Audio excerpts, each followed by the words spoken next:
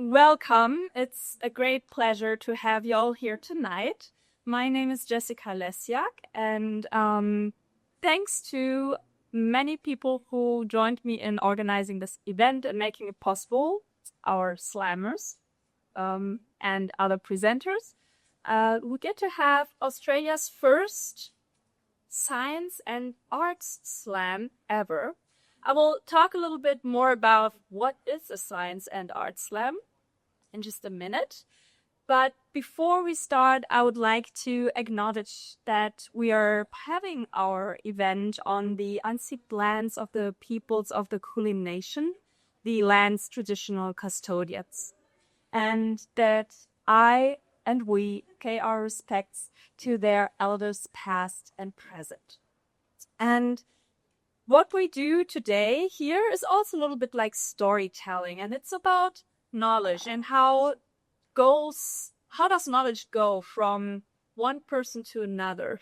In our cultures, we have this idea that knowledge is generated, or we go to a university and we do research, and then someone owns the knowledge and they publish it in articles, and if you want to cite that knowledge, you better make sure to cite the person who found that knowledge first. Well, tonight we have a wonderful young researchers here who will share their knowledge with us, and I think the audience may cite you on what you say later, right? Yes. A little bit on the background of the celebrations of today. 100 years of DAAD. So who of you has heard of the DAAD? I know some have. Nice. So the DAAD is the Deutsche Akademische Austauschdienst. DAAD, the German Academic Exchange Service, turns 100 years this year. A little bit about the history. 100 years ago, or actually 101 year ago, a student from Heidelberg went to the US and he got some funding for it, and he wanted that his friends get the same opportunities, that they also can go on an international research exchange. And they made it possible to first found the Academic Exchange Service, and later that turned into the German Academic Exchange Service. So it's basically a grassroots movement. Yeah, it's the people who went on exchange that thought, yeah, we want for others to also have this option, and that's how it all started. Now, or by now, the network of participating universities in Germany is quite vast. I don't even know how many universities are part of that organization. We have our headquarters in Bonn, the former capital of the Bundesrepublik Deutschland. And it stayed there after the reunification. And by now, DAAD is the world's largest funding organization for research, international research and exchange. That's important for the exchange. Over 3 million students, researchers in the last 100 years got to go on their research adventures because of DAAD funding. And we also have some alumni here in this room with us today. And we'll hear from some alumni today what they are researching on. Just a couple of numbers for last year for Australia. So a total of 85 researchers or students went from Australia to Germany with DAAD funding. And if you're interested, I really want to motivate you to look into this, because there are more funds. So go for them and really make use of it. Our motto is change by exchange. So when we exchange knowledge, or just everyday conversation with people from other cultures, then we do change somehow. And DAAD really wants to see a change in the world of science, towards diversity, towards connectedness, and also, of course, in sustainability. We have a budget for that. We have 150,000 individuals per year on that mission to change through their exchange. And of course, for the future, we also want to shape global change, or want to have part in this global change. And you could be part of it as well. A map, as you see, it's a map. We're down here in Sydney, and well, we're not in Sydney, we're even further south, but in Sydney is our information center for Australia. The other places you see are also information centers, or what we also call Außenstellen. So once you're in DAAD, you have access to a global network of universities, DAAD representatives who can help you to further network in your field of study or your field of research. This is the address for Sydney. So the colleagues there are always there to help, but you're also welcome to contact me, of course. Just real quick on what, so DAAD doesn't just work alone. We work with partners like the Goethe Institute, of course, the embassies, consulates, and this is our president. Basically, it's an NGO, so es ist ein Verein, ne? And we know, how many Germans does it take to get a Verein? I think 7? Yeah, we love Vereine, we just love them. So DAAD is also a Verein, and this is our president, Professor Mukherjee, a very, very kind and fun and smart person, and he came to visit us earlier this year. Then we have research ambassadors, so the international research journey doesn't have to stop once you went on it, took the first step, and these are colleagues from Australia at their universities. They also help fellow researchers and students to look into building an international network and going abroad to study or to research. Also, pretty much once you're in, you become an alumni, and that is, besides the fact that it can be really fun, there are also programs for alumni that you can just reapply to go to Germany again. So once you stop, you might never stop. No, once you start, you might never stop.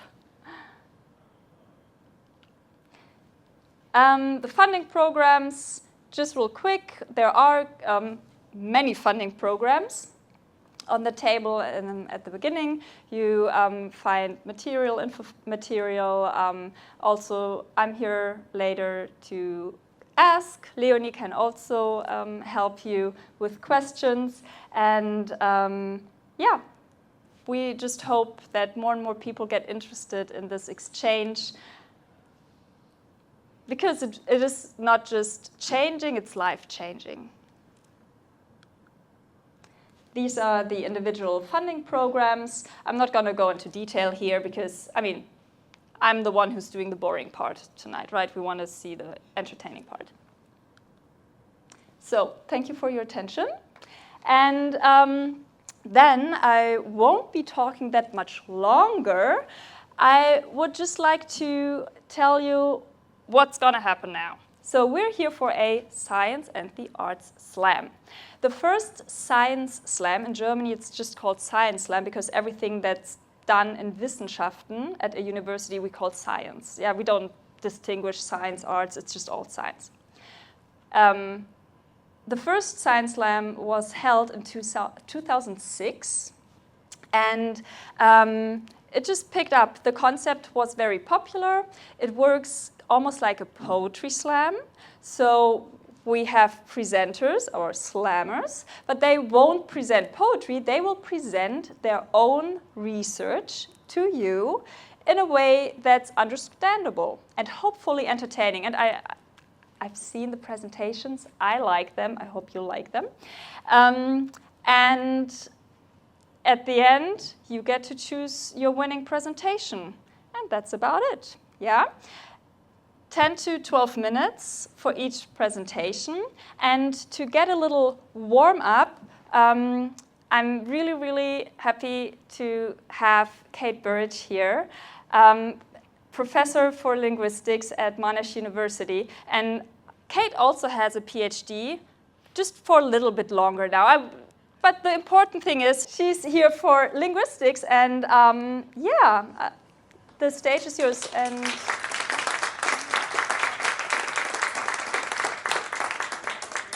okay, so I've got about 10 minutes to introduce you to this fascinating language, Pennsylvania German, or Pennsylvania Deutsch, as it's described, spoken by various groups of Anabaptists in North America. Now, let me give you a little bit of backdrop about the language and the speakers. So it's, I suppose, the result of a kind of melting pot of dialects that came together in North America. So principally from the Palatinate and surrounding areas like Bavaria and Swabia and parts of German-speaking Switzerland. And, you know, it's spoken, as I say, by these various Anabaptist groups in North America today. So let me say a little bit about Anabaptism. It began in the 16th century as a kind of counter-church movement. And, you know, right from the beginning, these Anabaptists advocated rigid separation of church and state, and for themselves, separation from the world. And they clashed terribly with the established churches of the time, were severely persecuted, and in the 17th century, the Quaker William Penn invited them to Pennsylvania, where they would be guaranteed religious freedom. After that, the end of the 18th century, beginning of the 19th, a bunch of them moved up to Canada.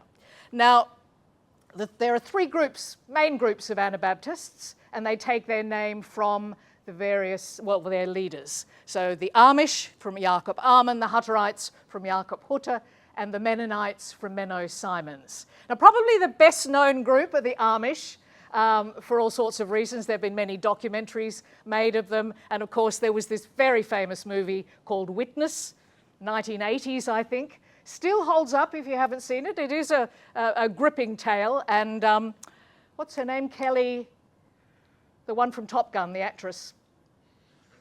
She makes a very credible Amish woman. Anyway, and of course there's Harrison Ford. What's not to love? Yeah. Anyway, the group that I've had the privilege of working with since about 1986, I think it was, are the Mennonites. And the Mennonites, probably more than other Anabaptist groups, have been experiencing these continued factionalism. So the result is a sort of complex pattern of sub and splinter groups. Some people call it the Mennonite mosaic. But I'll be talking today, and my focus is on the Old Order Mennonites. So they are sometimes, well, they call themselves the plain group. Plain here means modest or, you know, unadorned. So they're conservative, isolated for the most part. They shun most modern conveniences. I'll say a little bit more about that in a moment.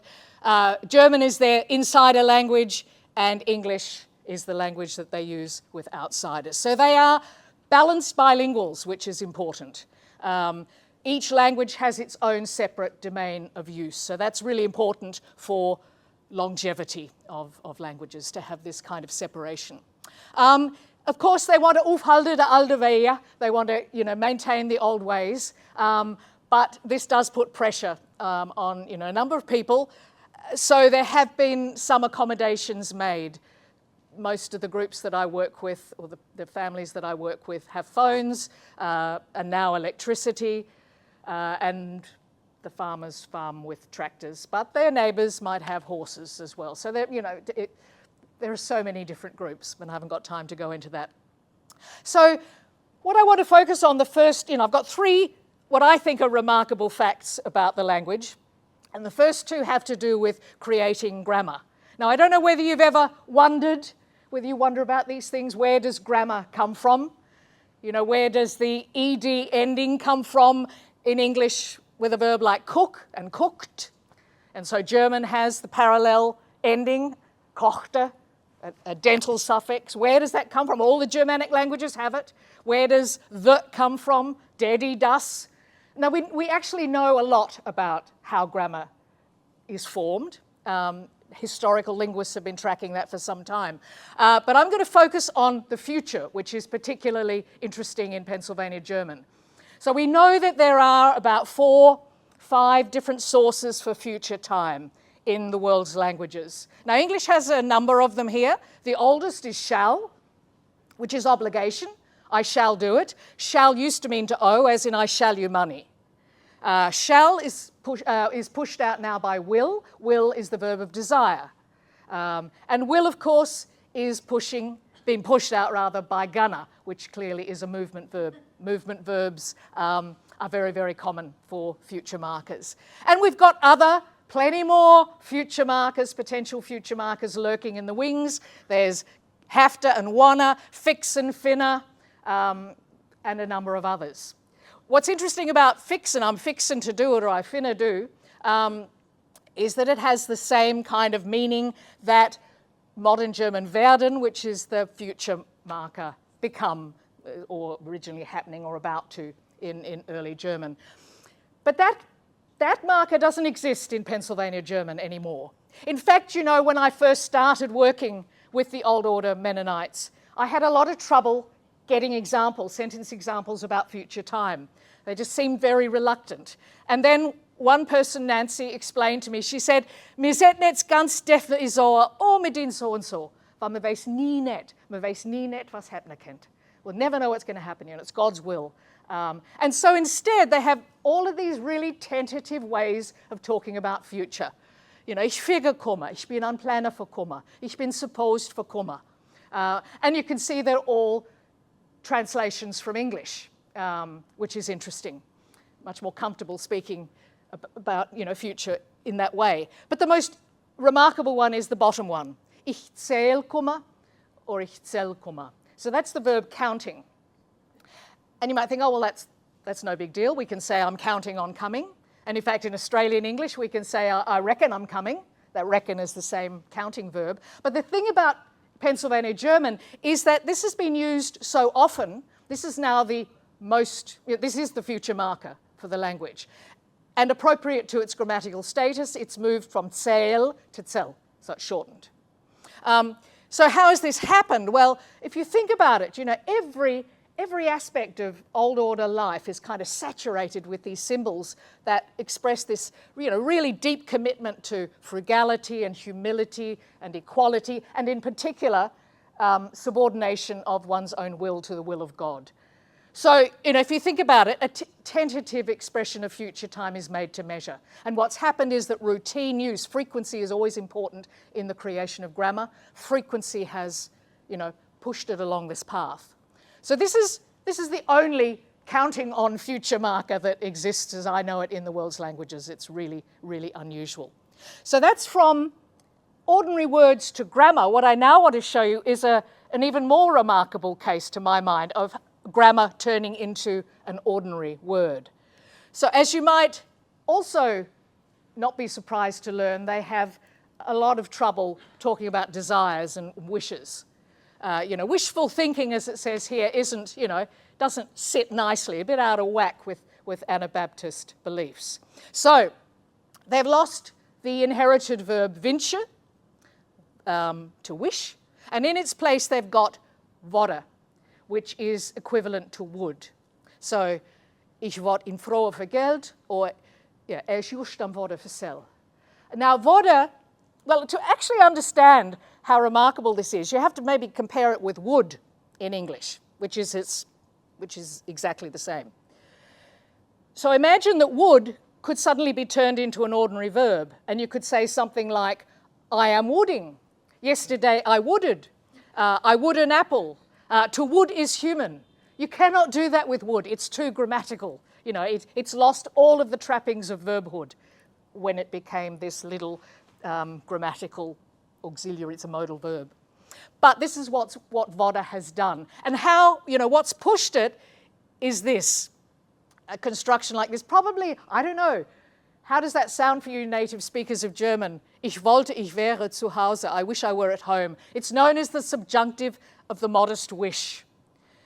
So it's a subjunctive which deals with non-real events, and it's also past. So there's a double dose of tentativeness and a double dose of politeness. You've got to think of what an English speaker would do in a polite command. Would you open the window? Would you take out the garbage? That would makes it really, really polite. So again, routine use in this case, but what we've seen is an about face, and the Pennsylvania German equivalent of would has turned into an ordinary verb. That is highly unusual. Grammar just does not do that. Okay? Once it's grammar, it stays grammar until it disappears and is replaced. Okay, now finally is the survival of Pennsylvania German. They constantly remark on wie Englisch ist mir sind, you know, how English we are. So this is a remarkable fact, number 3, which is the language survival. So Pennsylvania German has been in North America for, I suppose, about 350 years, you know, sitting alongside a linguistic bulldozer that's English. And it's holding its own well and truly. And it's, you know, strikes people as unusual because it is a language with no official status, and it suffers from all of the stigma of being a dialect. And yet, if you think about it, its low status actually is has a kind of symbolic religious value for the old orders, because if High German is the word of God, then Pennsylvania Deutsch, Pennsylvania German, you know, is appropriate to their humble status. But I don't think that's the only reason for the continued survival of the language. To my mind, it's the unbelievably relaxed attitude they have to language change and language variation. You know, they're really interested in the language. They love to talk about it. They love to talk about how it's changing, how English we're becoming. But, you know, I mean, in that way, they're no different from any other speech community. But where they are very, very different is that they have no desire to clean it up. They have no desire to keep it pure. So let me give you an example. Well, here's a really good example, which is an old order Mennonite who suggests putting Pennsylvania German in a winnowing mill and pushing all of the English words out. And as he said, well, there wouldn't be much left. But what's remarkable is these comments aren't regretful. You know, they're not critical. It's just an observation. You know, so they're interested in their language, to be sure, but they have, you know, no urge to keep it clean, to clean it up. Or, you know, an old order Mennonite who says, you know, everything that's in the wagon shed, well, it's English. But, you know, there's no sense that the language is somehow worse off for these English invaders. Can you imagine Australian English speakers being this relaxed about the influx of Americanisms into Australian English? They rail endlessly about the invasion of American English into Australian English. But these people are totally, totally relaxed about it. You know, so, you know, there doesn't mean keeping it pure. And in this regard, they're unlike any other speech community I have ever encountered. Because as linguists who work in this field often talk about the fact that verbal hygiene, as it's described, is a sort of an inherent part of our linguistic competence, this urge to keep the language pure from linguistic aliens, to stop it from changing, to fix it forever. But this community don't worry about things like that. So despite their desire to be abgesondert von der Welt, you know, separated from the world, you know, there's, you know, this intrusion of English isn't judged harshly. And to finish, I just want to say, I think the clues to the language's survival is in this image you see here, the horse and buggy in the McDonald's drive-through. Okay, and I better finish here so that I don't go over my 10 minutes, which I probably have already. So thank you. Okay, now the real competition starts. June is our first slammer. Okay. Right, and I do apologize for having a script with me. It's meant for me to keep within the bounds of time as well. So I'm very, okay, start. Okay, so I'm very conscious of the time, and I'm glad that Jessica was willing to extend it by a couple of minutes. So I think I'm good. I think I could speak at a more human speed now. So yeah, really, I was expecting a very different demographics today, really, which is why I was talking about the formation of studies. How do you study, right? Yeah, in my script, I've got this. Do you know someone in high school who has a table like that? Or desktop, really. So yeah, really, what I'm going to talk about is how do we remedy a problem like that, but not us, right? How did people in the early modern world, people in the 15th, 16th, 17th century, sort of work towards remedying this problem of too much information, right? So, you know, you might have tables like that, desktops like that, right? It's the equivalent or the physical equivalent of having many tabs open on multiple browsers at the same time, right? And then once your computer crashes and then you lose everything. But yeah, so with the proliferation of manuscripts and printed books, right, scholars, intellectuals across the ages had to begin thinking of ways to fix this problem, right? They were the ones who created the problem, they've got to solve it. No one's going to do it for them. And they came up with, or rather, they didn't just come up with a Commonplace book, but the Commonplace book was an instrument to work around this problem.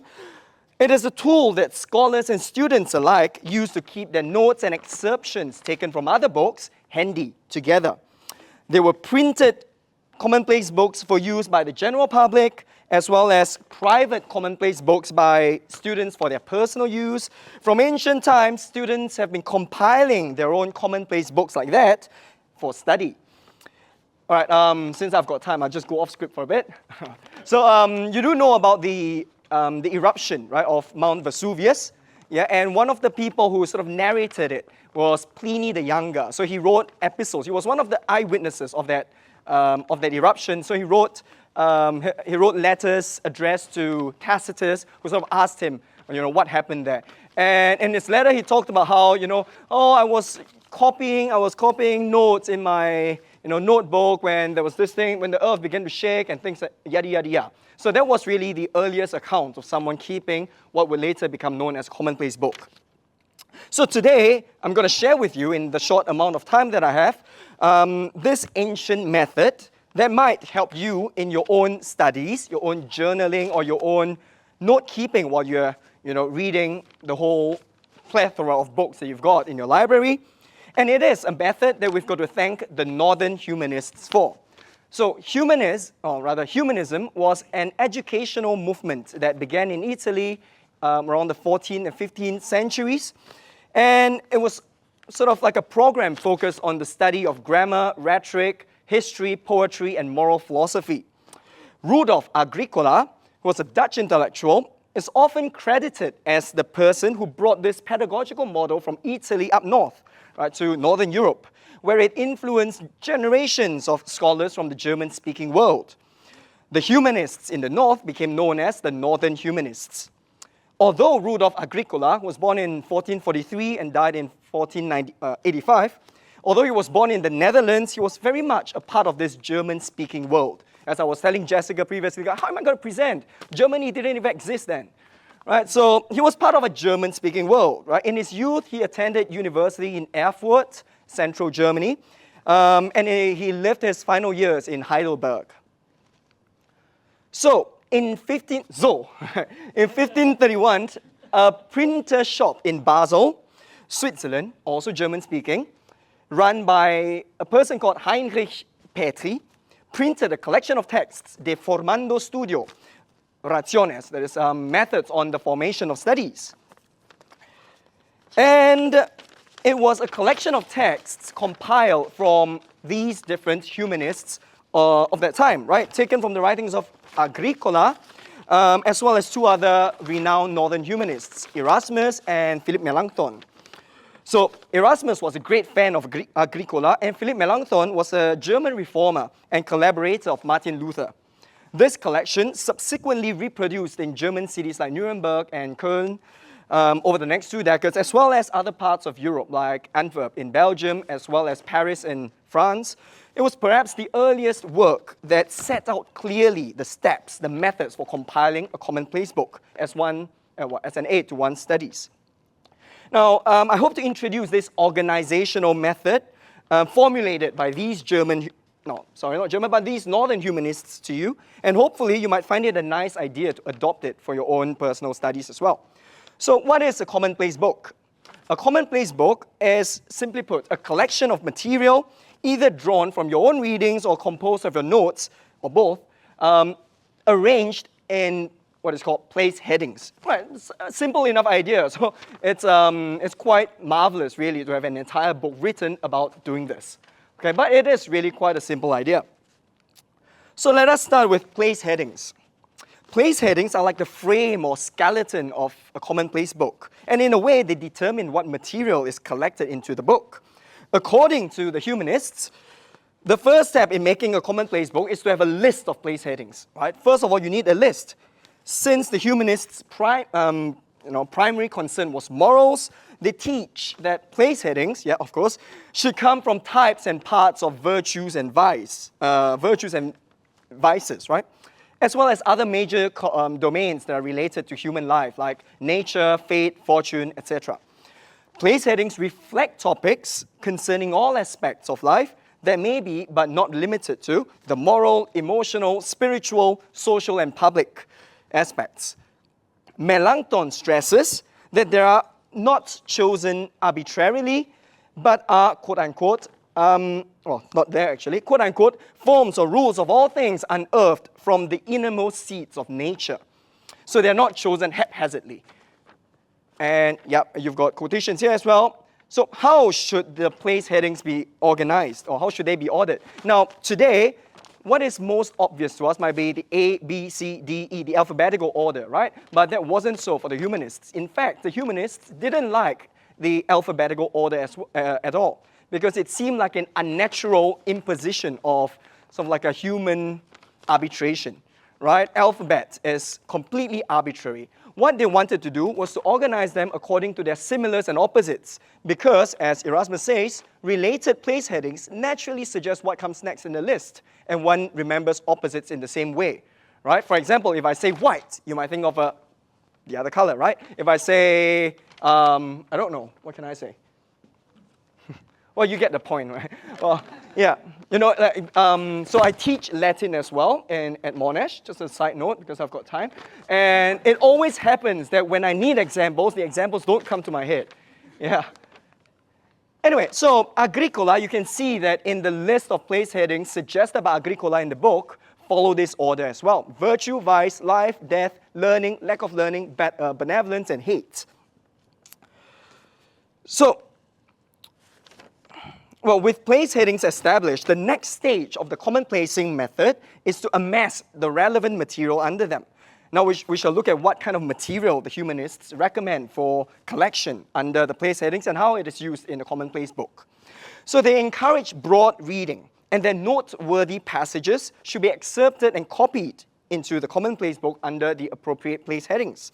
Erasmus employs the trope of bees, right, used since the time of Seneca, to illustrate this process. And he says, so our students will flit like a busy bee through the entire garden of literature, will light on every blossom, collect a little nectar from each, and carry it to his hive.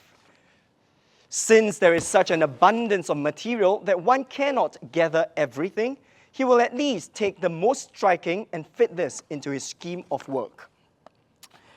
The range of excerpts to be taken from one's reading is varied. Agricola, in a sweeping manner, wants us to place, quote-unquote, all we have learned as far as possible and whatever we are learning, under these headings. Our authors on the formation of studies list as suitable for collection or excerption definitions, descriptions, etymologies, maxims, wise sayings, fabled and historical examples, anecdotes, novelties, witty and surprising remarks, epithets, comparisons, metaphors, similes, and allegories. Basically all kinds of brief forms. All of this can be sourced from any discipline, whether it be mathematics, natural sciences, fables, or history. No discipline, Erasmus writes, is so remote from rhetoric that you cannot use it to enrich your collection. So there you have it. All you need is a notebook and a list of place headings, and you can start collecting your material, your notes and excerpts. Now, don't let the simplicity of this method fool you into thinking that it's just a very simple exercise, useless, pointless, vain, inane, and a whole list of adjectives that I have got in my own Commonplace book, exercise. So Erasmus brings up 3 advantageous outcomes for students who practice this method. First, whatever you read will be more deeply ingrained in your mind, right, when you do this. Second, that you may be accustomed to using things that you have read. Now, how many of us have just simply forgotten things that we have read? I'm sure all of us would have, right? So the point of having this book is that when you've got to write an essay, when you've got to give a speech, when you've got to argue with somebody, right? And you can, you're talking to, well, I'll just use myself as an example. I'm talking to my wife, there's this point, and then she argues at me, and I'm like, oh, gosh, I've run out of words. I go to my Commonplace book, flip to the exact topic. All right, Cicero says, okay? So you got all your material close at hand as stock for making speeches or writing whatever you want to write.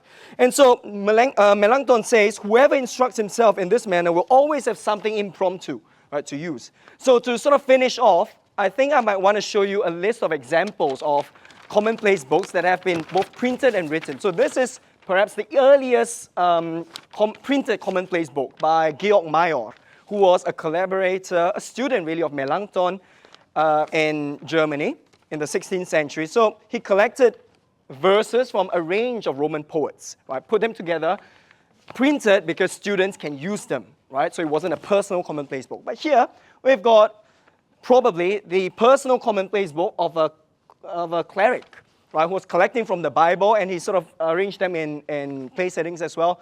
This is one from the 15th century, and it's an amazing Commonplace book because it's very eclectic. It lists magical formulae. It has got recipes for paint and how to cure baldness so that your hair does not fall out. Mix some burnt flaxseed with oil and spread the skin with it, right? Finally, you've got this book, which is called Book of Anything Goes, right? Liber quod libertarius, where you've got fencing techniques taken from, I think, just 2 printed, or rather 2 fencing instructional manuals at that time, put into this one. So in any case, I hope that I've shown you a range of Commonplace books, both printed and non-printed manuscripts, on topics that are mainly moral, as taught by the Northern Humanists, but as you can see, it can be anything at all. So thank you very much for your kind attention, and I shall leave you with that. Thank you.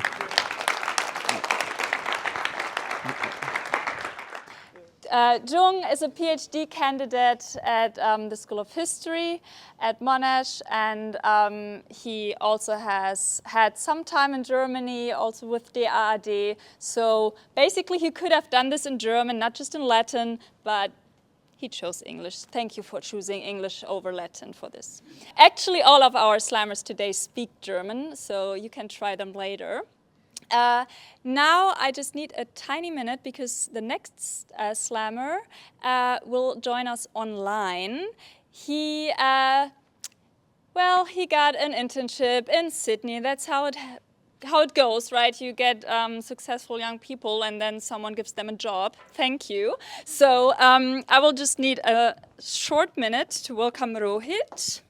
Thank you for joining us. I hope your boss is not too upset that we get some of your valuable time. Yeah. Yeah. Can you see what I've shared though? I cannot see what you've shared yet. No, we see you, which is really nice to see you. Okay. Could you please extend your...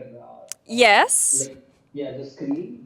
We now do see your screen. We still see you in the little window on top. And yeah, we're looking forward to learning about slushies and not about water bottles. So everyone, Rohith from Sydney. Oh, and he is a PhD candidate at Monash as well. So yeah, go ahead. Yeah. I hope I'm loud and clear. Yes.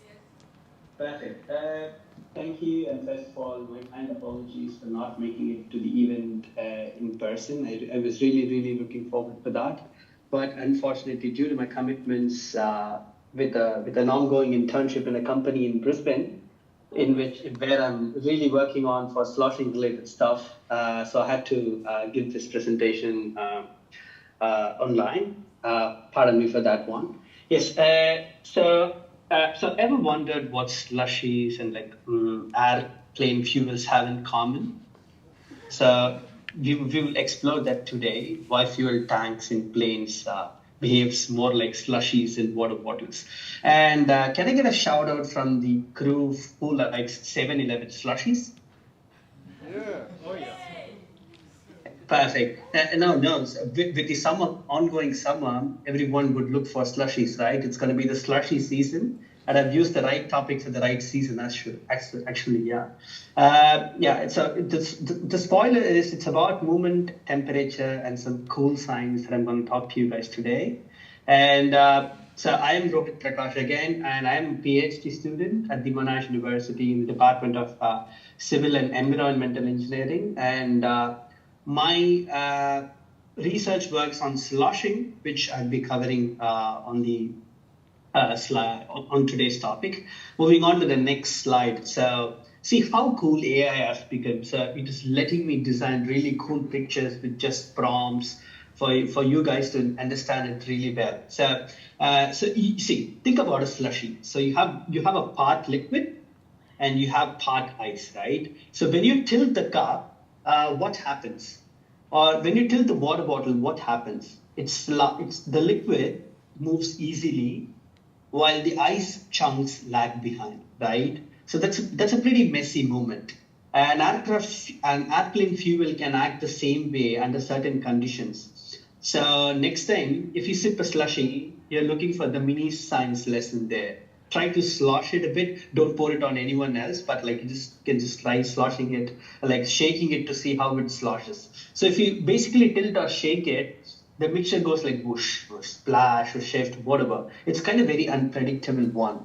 So because it partly behaves as a liquid and partly behaves as a soft ice crystal.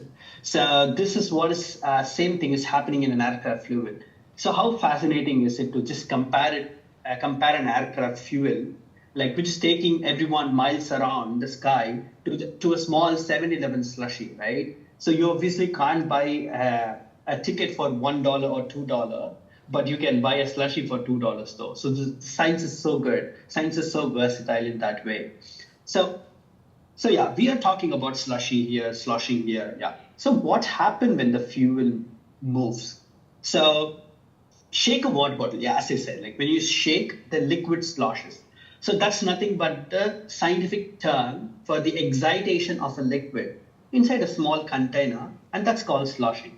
So it usually happens in buses, cars, airplanes, all kind of fuel tanks. In planes, sloshing matters a lot because fuel tanks are massive, right? Because it's carrying thousands and thousands of passengers inside, and that requires a lot of fuel to be stored on board. So engineers model this to make sure that the flights are safe to be modeled, like to be used for commuting. So now comes the cooler topic. So liquid hydrogen and a super cold fluid. So hydrogen is the most abundant and the most lightest molecule across the world. But it has a lot of challenges and it exhibits in liquid form at minus 253 degrees Celsius. So you guys are high school students. You guys know what Kelvin is, right? So can someone do a math and say what it is in Kelvin? So it's minus 253 degrees Celsius, but what it is in Kelvin? We just have a lot of shaking hands here. 19. Is it 1920-ish? 1920-ish is one of the answers. Yeah, 20. Hey, round of applause. Good one. Give him a good round of applause. Whoever it is. Yes, that's 20 Kelvin. So liquid hydrogen exhibits in liquid form at 20 Kelvin. So imagine how cold it is. It's probably colder than Antarctica's coldest spots, like so cold. And like inside the fuel tanks, it eventually tends to form a mixture of part liquid and part gas. So that's the reason why there is a constant bubbling or boiling inside the tank. So what happens is water has a density of 1,000 kilograms, right, per meter cube. But hydrogen is so thin and like very less dense that its density in a liquid form is just 70 kilograms per meter cube. So it easily excites and exchanges between the liquid and gas. So the constant bubbling and boiling inside the tank occurs eventually most of the times. So inside the tank, hydrogen fuel is like a slushy that is constantly fizzing like a soda, which tends to change from the liquid stage to the gaseous stage, basically. So what happens when you pour slushy or like Pepsi or Coke? What happens? It starts constantly fizzing, right? It tends to evaporate. So basically, that's something that's happened. It's like if your slushy is slow boiling but still freezing cold. It's so weird, right? So that's the nature, and that's the great part of this science behind it. That's Marvel. So moving back, so why it matters in planes? So when planes are flying, the fuel sloshes inside. Okay, the plane needs to stay stable, which is unpredictable, right? Every plane undergoes turbulence, right? So when someone is serving us food, and like when the air hostess are serving us the food, and if it starts to go through a phase where it's going to be turbulence, we are not even served food. So it's so bad. So they're going to take a pause when the turbulence hits, and they'll come back and serve, right? So that's the intensity of turbulence that aircrafts undergo. So plane needs to stay stable, which is not that concept. And also the planes always undergo turbulences, making it hard. So the stability impact and like the practical aviation insight, a few things that it's like carrying a half full bucket of water. It feels heavier when it moves, right? So you always carry water which has weight, or like fuel which has weight. And whenever you carry the stability with the movement of the bucket, the water inside is also going to move. So it's something similar in the fuel tank as well. So when there is a change, and it's going to move here and there. So this is something that scientists are trying to study. And this is very small, simple demonstration. So imagine you tilting a cup of water, right? It flows smoothly. So now tilt is slushy. So the chunks resist and the liquid moves differently. So fuel tanks face similar challenges. And I'm just going to show you a small video of one of my experiments. Yes, so this is what happens when you slot the tank with an external excitation. See how the water moves here and there, and how it splashes and how it excites. So this is water which is very dense. Imagine doing it with liquid hydrogen. It's going to be so less dense that it's going to splash everywhere, and it's going to damage the walls, and it's going to penetrate. And hydrogen is a very hazardous material as well. It's highly combustible. So we have to make sure that it stays inside the container, it's not coming out, and these kind of things.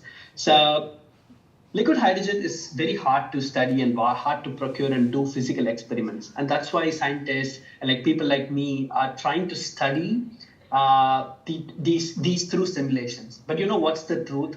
Those amazing fluid simulations you see, they are powered by heavy maths. They are powered by partial differential equations. And I know it's kind of boring. You might have listened to my presentation so good till now. And the moment I say partial differential equations, even though I can't see your faces, I can still feel, because that's how I felt when I was going through my partial differential equation classes, right? But still, these are the amazing fluids. That's the software models in terms of simulations to understand what is happening inside the tank. And this is how liquid hydrogen is being studied in air fuel tanks and our stuff. Moving on to hydrogen aviation. So hydrogen aviation is the talk of the town, because you need green fuel, like you need sustainable flight. And hydrogen is one of the most promising potential fuel that could offer greener commuting, like something that doesn't have carbon deposits and doesn't pollute the environment, doesn't have greenhouse gases.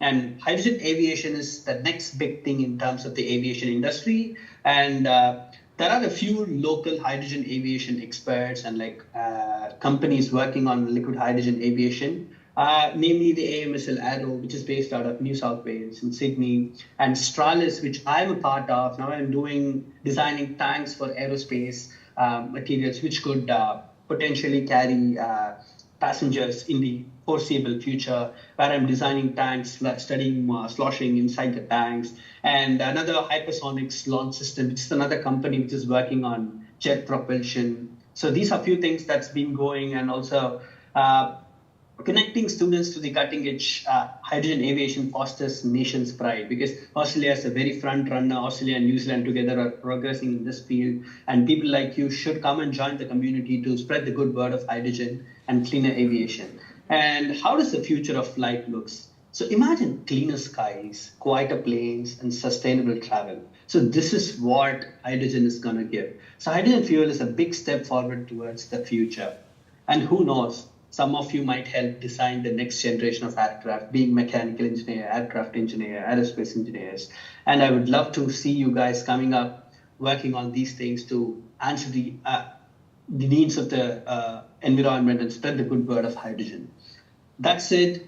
Big science often starts with small ideas, like understanding a slushie, right? Everyday things can unlock amazing discoveries. So stay curious, because curiosity fuels innovation and fuels innovation. Thanks a lot. I would like to thank Jessica and also the DAAD for giving me this opportunity. And if I would put it in good words in German, it was like Auf Wiedersehen.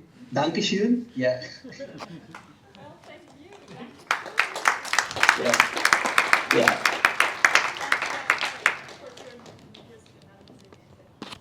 Okay, so Will is a PhD candidate at the School of Film, Media, and Journalism. If it's not loud enough, we can use the microphone. That's really not a problem at all. Just let us know, right? Yeah, I will pull up your presentation. You can clip on this microphone. Thank you very much. While Jessica's pulling up my presentation, I'll just give you a bit of an overview of my connection to Germany. I'm not sure if we have any high school students here, but I studied a little tiny bit of German at high school. I was really bad at it. God bless my teachers. I know they tried. At university, I got a scholarship to do an exchange semester in Vienna. Turns out Vienna's a really bad place to learn German. Can learn anything there except for German. But it was actually just at the very beginning of this year that I got a very generous scholarship from the DAAD to spend 2 months in Leipzig doing an intensive language course there. So that was really excellent, and that's kind of why I'm able to talk at all about German. With the microphone? Yeah, this might be better. Oh, it's also better for the voice. Okay, can everyone hear me now? Yes. Okay, wonderful. So as you can see, I'm a PhD student at Monash. Broadly speaking, my research looks at how non-English languages are used in popular Hollywood cinema, right? And German is one of kind of my case studies, yeah? So tonight I was just going to present one very, very slim sliver of my overall research, talking about language attitudes that we in English-speaking countries have towards German. Yeah? And even just this very tiny sliver of my PhD is, sorry, which button is it, Jessica? To the right. No? I'll keep it like this. Okay. So yeah, this is all the research that I've been doing on it. That's not super relevant. Can we have the next one, please, Jessica? That's me in Leipzig. I was just killing a bit of time. This is going hiking in the Sächsische Schweiz. That's beautiful. Yeah, would very, very highly recommend. This actually wasn't the first scholarship that I applied for with the DAAD. So if you get knocked back on the first one, just keep trying. It really works out eventually. Okay, so to really begin the presentation, next slide, please. I would like to ask you guys, what adjectives would you use to describe the German language? You can shout out any ideas. Come on. Guttural. Okay, good. Thank you. What else? Schön. Yes, beautiful. Good. Might have a bit of a fight here. Specific. Yes. Political. Tinfoil. Okay. There was one over here that I didn't quite get. Direct, yes, thank you. Good. Any other ideas? Complex. Complex, yes. Yeah. Okay, good. Well, we have some varying opinions here. At the risk of preaching to the choir then, because we had some, beautiful, yes, okay. So to generalize slightly, then let's have a look at how kind of people who don't have a lot of experience with German view the German language. Next slide, please. Yeah. So these are some memes from about 10 or 15 years ago. They were really, really popular back when I was a teenager. Be very glad that you have TikTok now. 9gag and Tumblr, these were dark days, right? There's a lot of things that I could point out about these, but the only one that I'm going to point out now is you'll notice a lot of these German translations are kind of disingenuous. Like they use like a more complicated, longer, more specific translation than what is strictly necessary for the preceding English words. But I digress. You might also be familiar with the video versions, such as this one. I'll just play 10 seconds from this one. Avion. Aeroplane. Avion. Avion. Flugzeug. Wonderful. This is peak comedy back in 2012. So as you can probably tell, then these kind of memes, they're kind of predicated on the idea of German being a really harsh, guttural, aggressive, loud, commanding, yelly, and basically it boils down to it kind of being an ugly language is the implication, right? And there's a fair bit of research, I've just thrown up two here, a fair bit of research that confirms that this is, largely speaking, some of the biggest stereotypes that non-German speakers in English-speaking countries these days have about the language. It's not exclusively this, a lot of people say that it's a very useful language despite all these bad things. But as for the sound, they describe it as sounding very ugly overall. And so this hasn't really always been the case. We can see what people used to think of German by going back into the 19th century and seeing what people were writing about the language, the sound of the language, how they experienced the language. And so that's kind of what I'm going to do today. And it has some very interesting results. So for example, this first quote that I have is from an author called, sorry, next slide, please, Jessica. Thomas Love Peacock, that's his real name. Life is too short to learn German. It's very matter of fact, yeah. Okay, and the next one I have is from Oscar Wilde, famous Irish playwright. He has a schoolgirl in his play, The Importance of Being Earnest, saying, "I don't like German. It isn't at all a becoming language. I know perfectly well that I look quite plain after my German lesson." I suppose she must have been pulling out her hair during the German lesson because she was so frustrated. I don't know. And I also have another one from Jerome K. Jerome. I don't understand German myself. I learned it at school, but forgot every word of it 2 years after I had left, and have felt much better ever since. I really hope you guys don't agree too much with these quotes. You can, that's fine, yeah. But overall, the most famous writings about the German language in this kind of popular tone of that era was actually written by the American humorist Mark Twain. You might be familiar with this guy. In 1880, he wrote this really fantastic essay called The Awful German Language. Over 20 or so pages, he just constantly goes on complaining about how difficult German is, how complex it is, and how poor and low quality the learning materials are. Personally, my favorite quip of his from that, in the next slide, is, "I heard a Californian student in Heidelberg say that he would rather decline 2 drinks than 1 German adjective." I like the implication, though, that if he were offered 3 drinks, well, then he might try it. I mean, I suppose if you've had 3 drinks, you might be too drunk to really care if you were right or wrong. But you might notice from these quotes that nobody's really complaining about the sound of the language. They're complaining almost exclusively about how difficult it is to learn, right? How complex it is. And as a matter of fact, during this era, it was like a slog to learn, but as for the attitude towards the language, people thought it was beautiful, noble, poetic. This is slightly generalizing. And it kind of sounds weird to say, but some people thought it was quite a masculine language, right? Somewhat of a militaristic language, but not ugly per se, yeah?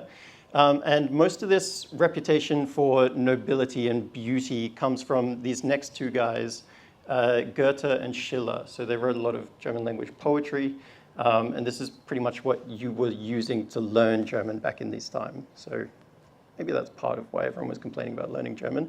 They had to read Goethe. So nobody was complaining about the sound of the language. No one was complaining about sounding harsh. But Twain does actually complain about the sound of the language in this really interesting passage in the next slide. He actually complains about it sounding too weak, too soft. Yeah, I'll just read this out. I think that a description of any loud, stirring, tumultuous episode must be tamer in German than in English. Our descriptive words of this character have such a deep, strong, resonant sound, while the German equivalents do seem so thin and mild and energyless, and would be ever so nice to sing the children to sleep with.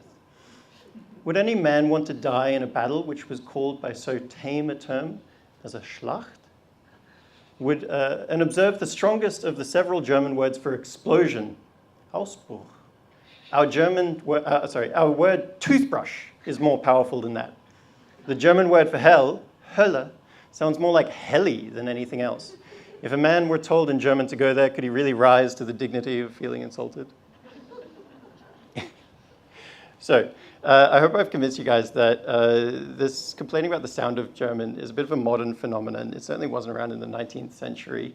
And with this newfound knowledge, next slide please, I wonder if we can try to make German sound as soft and weak as Twain seems to think it sounds, yeah? So let's go back to these memes. So instead of having English or these other Romance languages, English isn't a Romance language, but instead of having English as kind of like the nice soft word and German as the all caps really aggressive word, we're gonna switch it around. Next slide, please. So instead of discernment and then the German word at the bottom, we're gonna swap it around, next please, Jessica, to have the really angry all caps English word at the top and the beautiful flowing German word at the bottom. Now, I'll point out I've left these kind of weird translations, these really overly long translations of the German words at the bottom, just because I kind of think they're a bit more fun, maybe. Also, it's just truer to the memes. So, we're going to do this together. On the count of 3, I want us all to shout the English word, okay? And then, again, on the count of 3, we are going to say, in our best pronunciation and sweetest melodious tones, the German word at the bottom, okay? Are we ready? All right, English. 3, 2, 1. Discernment. And then the German. 3, 2, 1. Unterscheidungsvermögen. Yeah, wonderful. Okay, thank you very much. Let's try it once more. Next one, please. So, I love you. Let's try this in English, shouting it. 3, 2, 1. I love you. And it's not quite loud enough. I want you to imagine you are at your Nan's 90th birthday party and she is hard of hearing, okay? 3, 2, 1. I love you. And the German. 3, 2, 1. Ich liebe dich. Yeah? Wonderful. Okay. I have one more to try with you guys. This is my favorite. I said I was using the wrong translations. So, English. 3, 2, 1. Regulation of property. Yeah, you're an angry lawyer or something. I don't know. I don't do that. And now the German. Let's have a crack at this one, okay? 3, 2, 1. Grundstücksverkehrsgenehmigungszuständigkeitsübertragungsverordnung. Try that once more. Come on, come on, come on. I know that we can do better than that. Come on. Yeah. 3, 2, 1. Grundstücksverkehrsgenehmigungszuständigkeitsübertragungsverordnung. Ah, schön. Thank you very much, guys.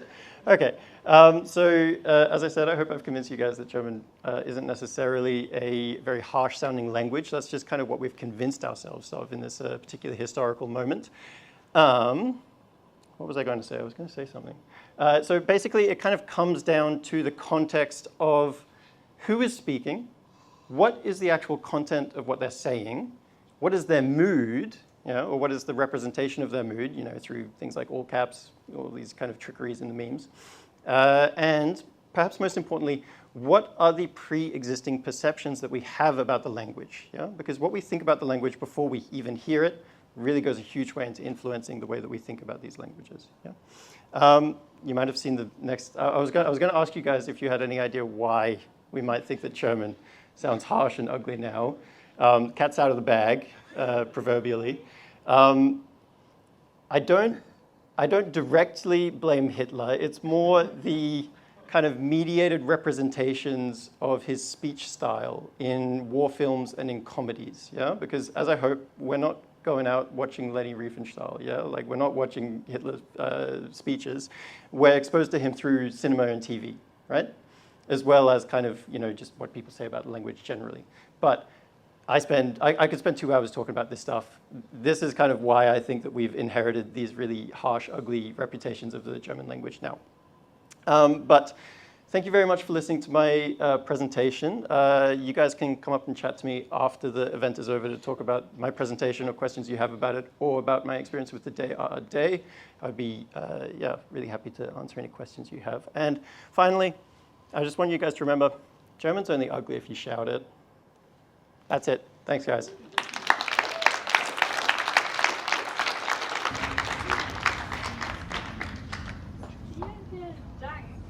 Seems like a TV presenter. Okay, so from language and humanities, we come back to some engineering, and Anesshae will. Yeah, she'll also have some interesting comparisons for you, and she's studying engineering, and she's part of Monash Motorsport, and the rest you will tell our audience. Do you have enough hands to also hold the mic, or do you want me to do some clicking? Nein, ich glaube, ich bin Du hast alles unter Kontrolle. Ja. Dann nur schön laut. Are you gonna use it? If you don't use it, you need to speak up. All right. Hello. Testing.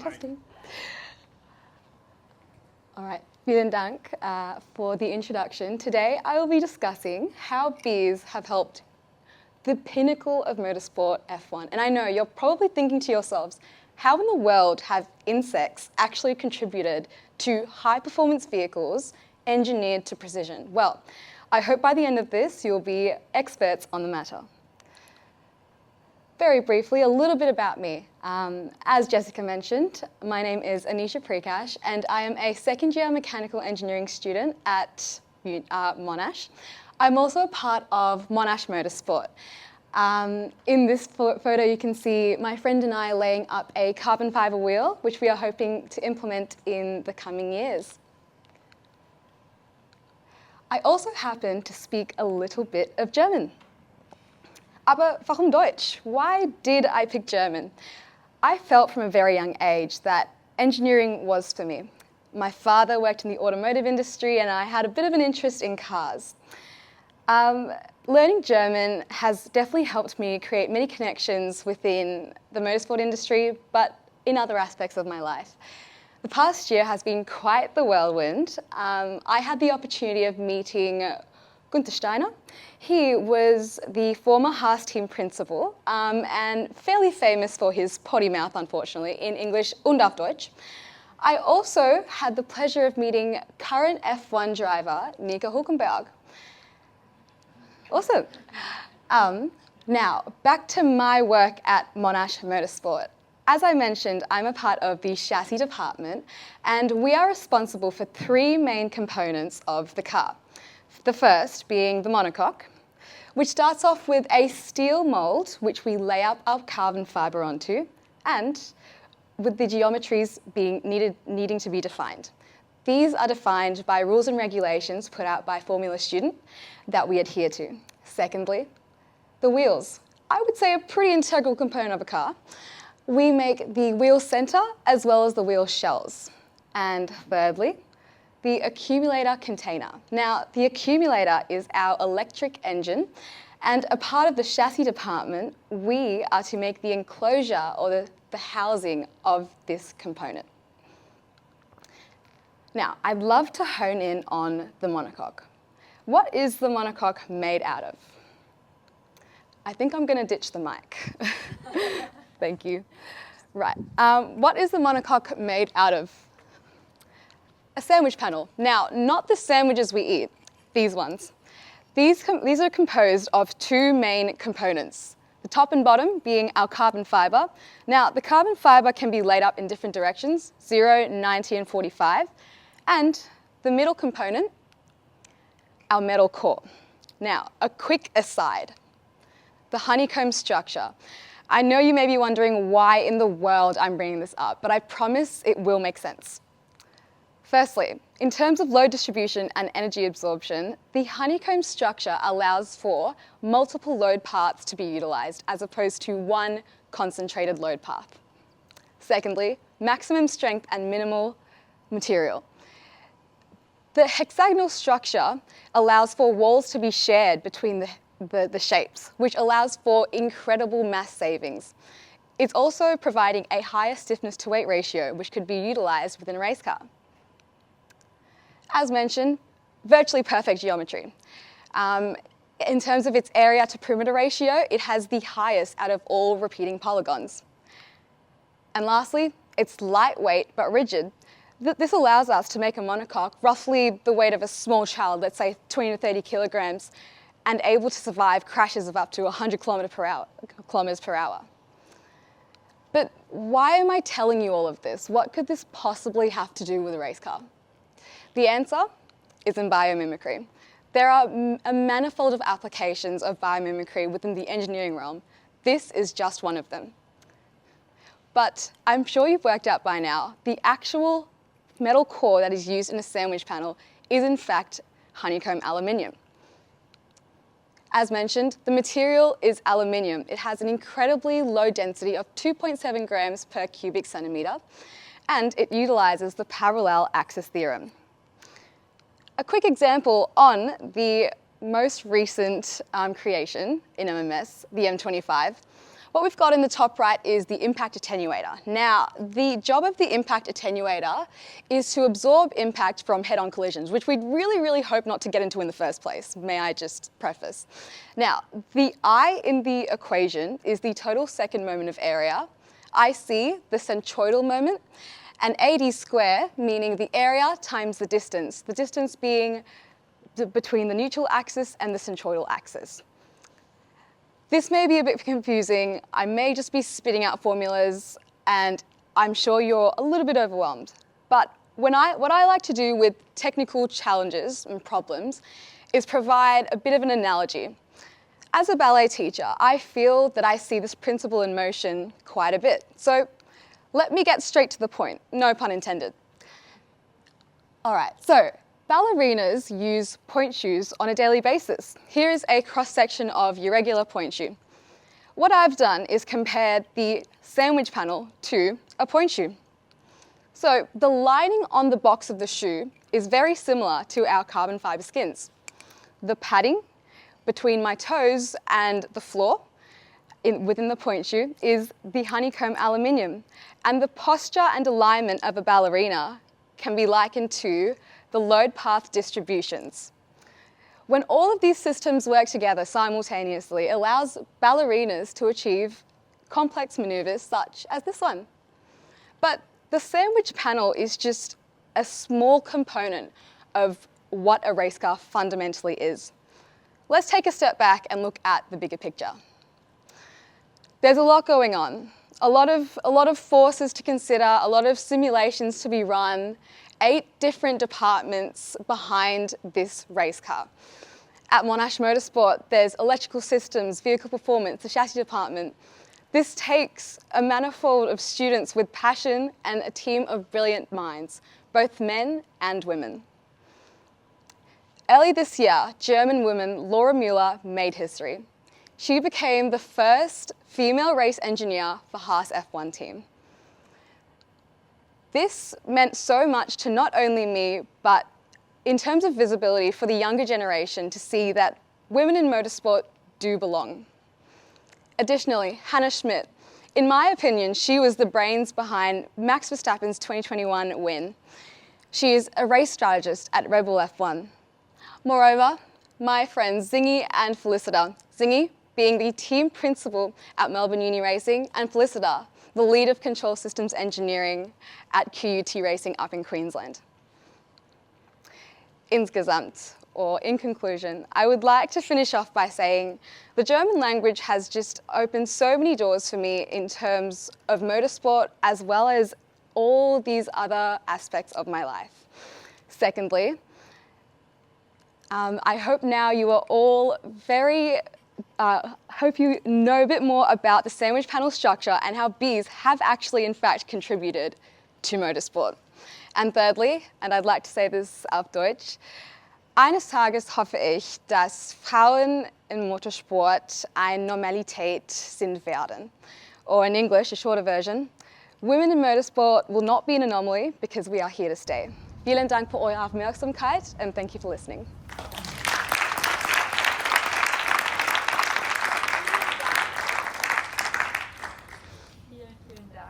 Thank you so much. Well, we're at the end of the contesting presentations already. I will present you now a QR code, and you are invited to scan that QR code so that you get to vote your winning presentation. You can choose one, only one. I know it's a really tough choice. Okay, well, I will pull up your presentation in a sec. Thank you for coming, Axel. Axel Fliethmann is professor for German literature at Monash University. And just as Kate's PhD, his PhD is a little bit further in the back, but both of them had a lot of time to research. And Axel, amongst other topics, is very knowledgeable about the Renaissance. And if you ever want to have a light chat over lunch, he's your pick for that date. Yeah, that's your lunch date, Axel, for a late chat over the Renaissance. Yeah, we're looking forward to your presentation. I'll pull it up. Yeah. Okay, you probably can hear me well. I move around a little bit. And I have to say, before I start, I'm here to bring down the entertainment bit, because that's what I was been asked to do. I mean, I wasn't sure. You asked me to give a talk where arts and science meets. Yeah, well, I thought you missed the slam bit.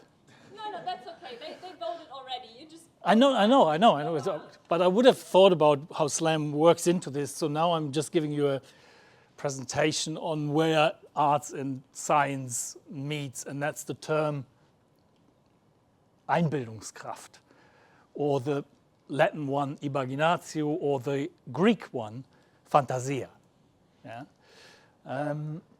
If I just give you that word or concept, you would probably, if I give you a blank piece of paper, write down what it is, probably the majority of you would say something like it's an active part of the mind, it kind of projects, it is creative, you can kind of imagine situations that don't exist in this world, and it might help you problem solving. It is as valid for a scientist as for an artist these days. It is in some ways the conditio humana. So we would say if somebody does not have imagination, we would say that there's something missing, right? And if you go back into history, that was not the case at all. So I'm giving you a little bit of a story where imagination started and where and when did we end thinking what I just spelled out, which is the 18th century. So our understanding of imagination dates back to the 18th century. Before that, it was an entirely different or differently emphasized concept. Now, if you go back to Greek philosophy, imagination was not much more than a device to explain memory. You know, it was meant to explain how could you retain an image of an absent object. You know, I can go home and still have can remember Miro, but he is not physically in my head. Yes. So the idea was that imagination is something that represents an absent object that we've once seen. It has something to do, and I don't want to get, I mean, students of mine know I go into tangents and then I do explain maybe too much, but there's something, of course, if you think about how the reality works, people would at the time not have the concept of I-beams or so on. There was a real or thought that how do we retain vision anyway? And it was by little simulacras that we send from our eyes to the objects, and they're carrying these objects into our eyes. So these simulacras give us the term simulation of today. You know, either the objects sent them to our eyes or the eyes sent them to the objects. That is the idea of sight until Kepler's time in the 16th century, and then made more popular by René Descartes. Now, when we talk about imagination at the time, we share that with animals. You know, animals, as much as we, can recognize absent objects. So if the owner, in inverted commas, you know, comes back, the dog recognizes. Why? Because the dog has imagination. And that's it. No artist is interested in imagination. No philosopher really beyond that point is interested in imagination. Going a little bit forward, look at Christianity and Christian dogma.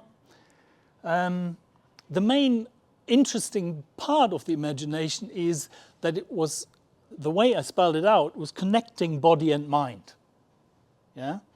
So it used to be a dangerous spot because the church does not cherish the body.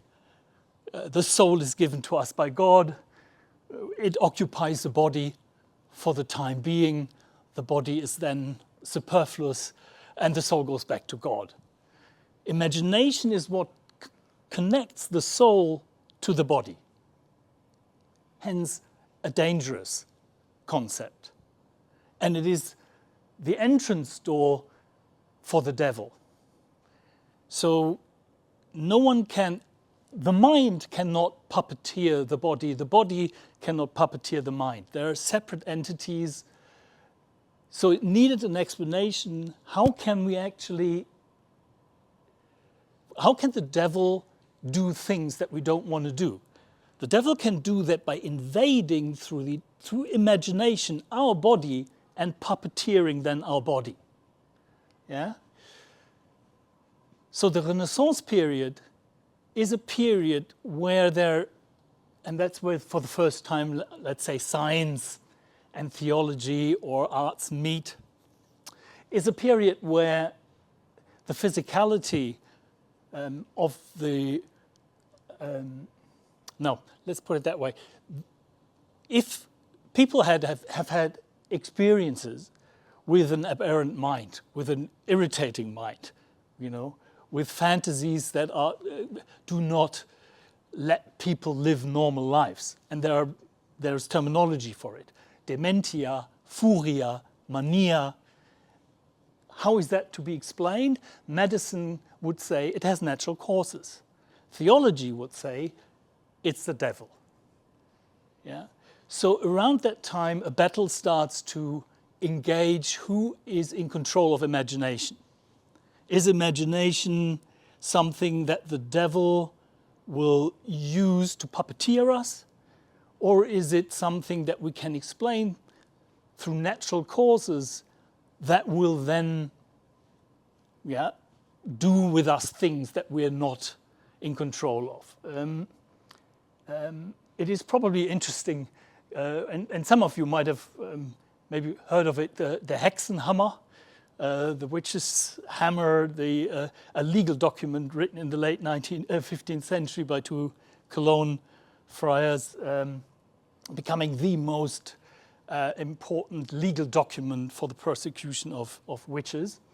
And there you can see so that all of those things, you know, in particular, women are more vulnerable to a vivid imagination. Hence, the devil kind of has a greater interest in women than in men. Now, in that middle period of time, melancholia becomes the term that you're all familiar with, by which we would understand that there are exceptional people and that use their imagination maybe for something else than just doing deeds the devil intends to do with women. In particular, because we know that women, if they are witches, do awful things to male genitalia. I mean, there's a plethora of examples around that in that Hexenhammer document, what those women and witches all do with male genitalia, and people were rightly frightened. So in the middle, you have this kind of vast literature of medical approach to imagination under the header of melancholia, and the most PhDs written around 1610, most PhD in medicine in total. And we're talking about hundreds of texts. We're not talking about small, you know, you will know when we talk about early modern period how many books we're talking about. The majority of PhDs are on melancholia hypochondriaca, so hypochondric melancholia, not spurred by any natural phenomenon, but by the mind and how it's operating itself. So all of that, I don't have that much time left. I have a feeling. But Descartes always... I just put these two slides in today because I thought I can't just kind of ignore philosophy and art theory at all. But so you have like from 1600 on, philosophy becomes interested in the term. You know, it's not just a medical term or a term to explain memory or a term that is interesting for theology to explain how the soul can kind of go astray. So people like Descartes and Malebranche are philosophers who have a strong skepsis that imagination can do anything positive in terms of knowledge. I mean, it's kind of interfering with the pursuit of knowledge because it's based on the senses. And then you had others from Francis Bacon to Leibniz who have a more positive attitude to it. They're not quite there where the 18th century will end by saying the senses are a genuine source of knowledge. And with the elevation of the senses as a source of knowledge, we find an elevation of the imagination as a relevant concept. In art theory, it's the same thing. It's usually, that's how I started the talk. It's like, if you think about imagination, most of you might think it has something to do with creativity. And, you know, the good artist needs imagination. If you read Leonardo da Vinci's theories on the Paragone, he doesn't care about imagination. No one in art theory really cares about it. There's a side debate about creationism, the creator, in opposite to God as someone who can create out of nothing, whereas humans who can create out of something, and Landino is the first one who coins the term prior to the Agricola. So, but really it's the Swiss Bodmer and Breitinger in the early 18th century who for the first time write kind of poetic theories that stress the potentiality, the potential otherness of a world created in the arts, you know. And that is the condition to actually free imagination or give imagination linked with fiction a space in which we can elevate imagination from the lowest faculty of the human mind that we share with animals to the highest echelons of the 18th century thinking. Edison is the first one who would kind of bring together imagination and pleasure, and then you have Imagination and Creativity by Schiller. As you all know, he's a PhD in medicine. He knows very well about the medical background of imagination, but wants to ignore it, puts it in the footnotes, and actually points out that creativity is a pure interplay of the mind together with reason that allows us to be human in their first place. So this is the most kind of celebrated form of imagination that we then go on to celebrate until today. I mean, we have not given up on that concept that Schiller even thought will guarantee us liberty, freedom, and so forth. I probably won't have much time now. So think about how imagination is challenged by contemporary developments in technology, because imagination per se has to do with visual representation and mental representation of visual forms.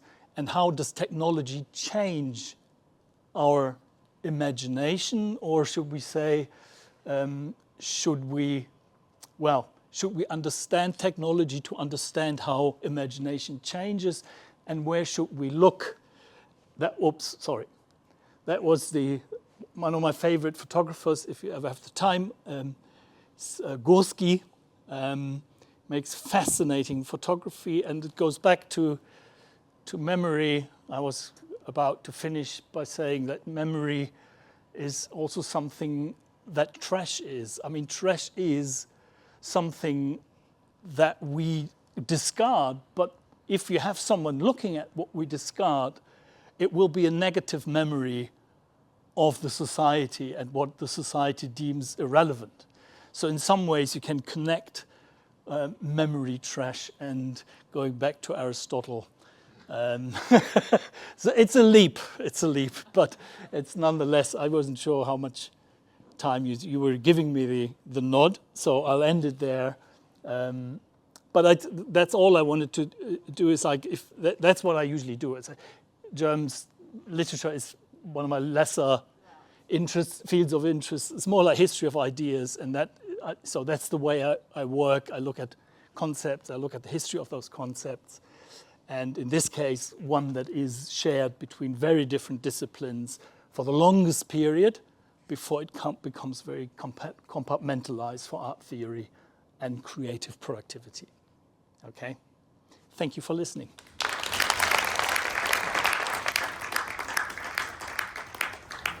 No, yeah, that's reality of studying German at Monash. And I had a conversation with some students when I said, oh yeah, Axel is like a real German university professor.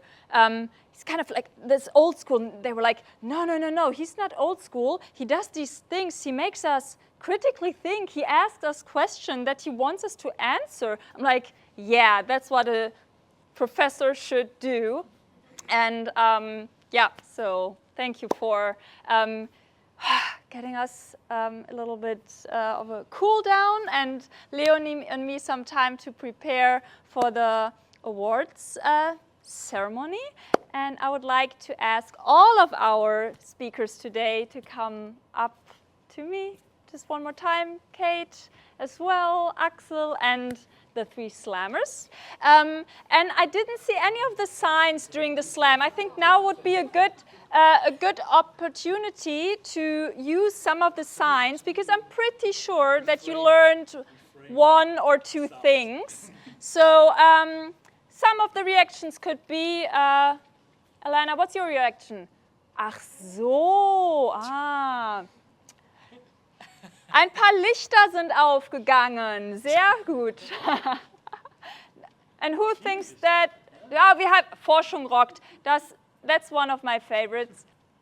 What we also wanted to show tonight is that research and science and arts are really important, and to communicate what we do in our daily lives when we're in our offices, at our laptops or computers, when we are with students, when we are out in the field. So we are curious, and we hope that everyone in this room is curious and never stops to be curious, and sees that there's much value in research, especially nowadays, or not just especially nowadays, as we just heard, but again, nowadays, where there are a lot of facts out there.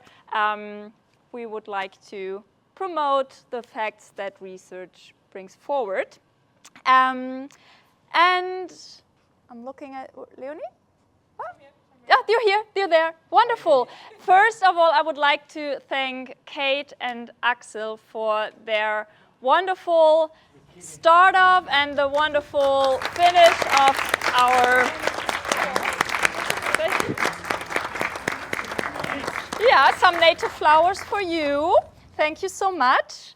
And to our slammers, well, Rohith cannot be here, obviously, but you all get a little thank you, all of you. Thank you so much. It's a DAAD goodie bag. Thank you. And of course, we have a winning presentation because you voted your winner.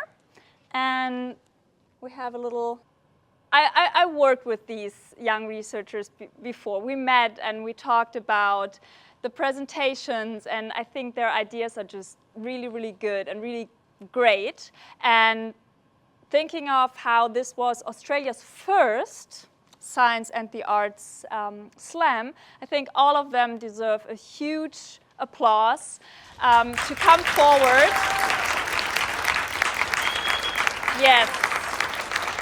And go through their research again, rethink it so that we all can understand what they're doing.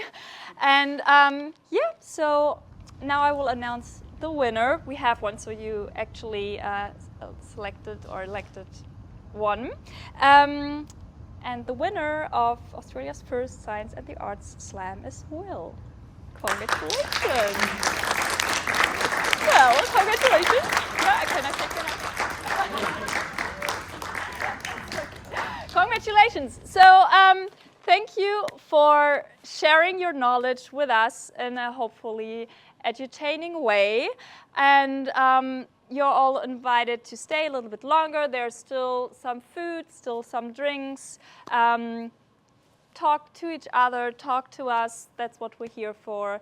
And yeah, thank you for coming, being part of German Week Melbourne 2025. And I hope to see you around. And thanks for organizing, Jessica. Oh, you're welcome.